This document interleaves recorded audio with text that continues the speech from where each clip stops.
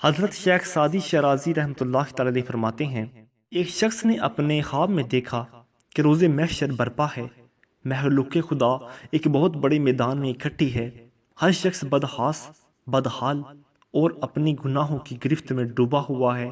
سورج کی حرارت آگ کی طرح زمین پر برس رہی ہے اور دھوپ کی شدت سے دماغ پگھلتے جا رہے ہیں، دور دور تک سایہ نداد ہے۔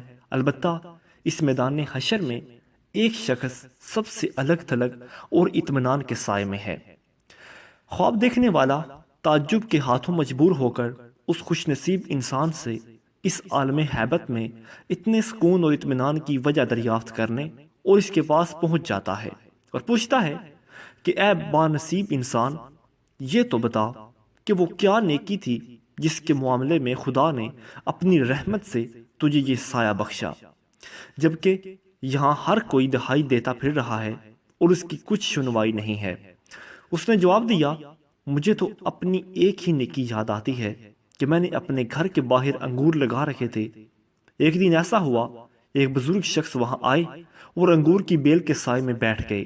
میں سمجھتا ہوں کہ مجھے آج کے دن یہ آرام اسی نیکی کے عوض ملا ہے۔ شاید اس بزرگ شخصیت نے مجھے دعا کی صورت میں یہ خزانہ بخشا ہو کہ میں آج اس سکون سے بیٹھا ہوں۔ آپ کی زندگی میں ایک چھوٹی سی کی گئی کسی کے ساتھ نیکی بھی محشر کے دن بہت بڑا سرمایہ بن سکتی ہے۔